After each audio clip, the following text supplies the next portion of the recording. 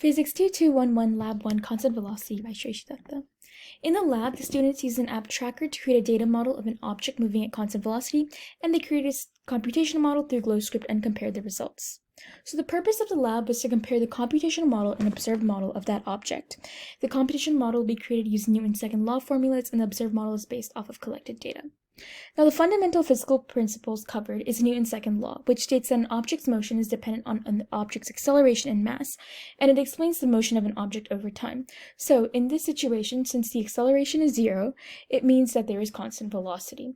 So, constant velocity means that the speed and direction of an object remain same.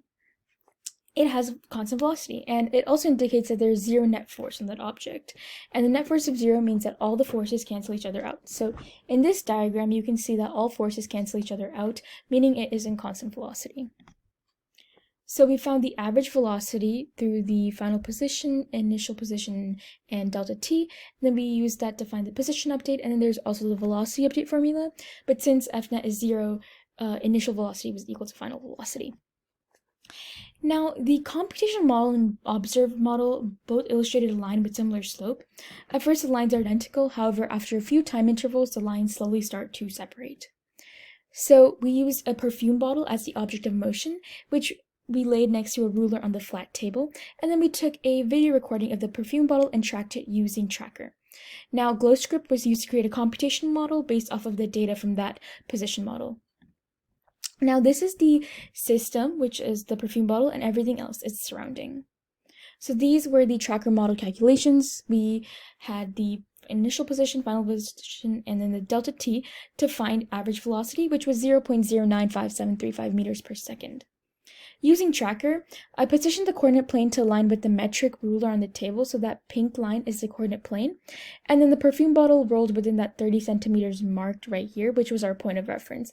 And the point of reference was also given through that metric ruler. This was the Tracker data. This is the x component, and this was y component and the data table. The data table only shows x component because that's what we were dealing with. This is the GlowScript code. So right here is the initial position, and then the average velocity, and then this was the initial time, and then the time interval steps, and this was the loop and how long it ran, and these were the two formulas that were used to calculate it. So this was the GlowScript result. As you can see, the velocity is constant. Then we gathered both those data and put it on Excel to compare. So as you can see, the lines are very similar here, almost identical, and then they start going apart. And then the area here could have had some human error. So both lines are almost identical, however they drift apart. The slopes are extremely similar, and there's only a difference of 0.0019 difference in the slope. So there could have been some errors in this model. And so one of the errors that we should talk about is friction. The computational model starts drifting from the observed model near the end due to the friction force. The computational model neglects friction. So this friction force caused the perfume bottle to have non-constant velocity, which is why in the observed model it was kind of drifting apart at the end. Also, there could have been human error when tracking the center of the mass for the perfume, which could have led to incorrect data. What if the axes were interchanged? If the axes were interchanged, the speed would remain the same since it's scalar. However, the direction of the perfume bottle would be different because velocity is based off of speed and direction. So the velocity would not remain the same.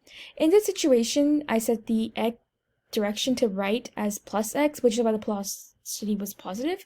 However, if the direction was negative x, then the velocity would have been negative. So this would have caused the graph to be flipped and had a negative slope, but the magnitude would remain the same. Is the net force equal to zero justified? The net force is equal to zero is not justified because there was friction force. The friction force was not indicated, thus the assumption is not accurate. Is it possible to calculate how many forces are added together to give zero net force in the case that you observe? It is not possible because there were so many numerous forces involved. For example, just on the x component, there was the force of my hand and friction force. So it would have been impossible to calculate how many pushes and pulls that one force could have had in this situation. So the conclusion, this lab allowed me to analyze the motion of the perfume bottle and compare an observed versus predicted model. So the lab indicated that the models were accurate. However, we do need to account for friction force for a more accurate model. So the observed force kind of observed model had that friction, while the computation models didn't, which is why the end was a little drifted off. So we do need to account for friction force for a more accurate model. Thank you.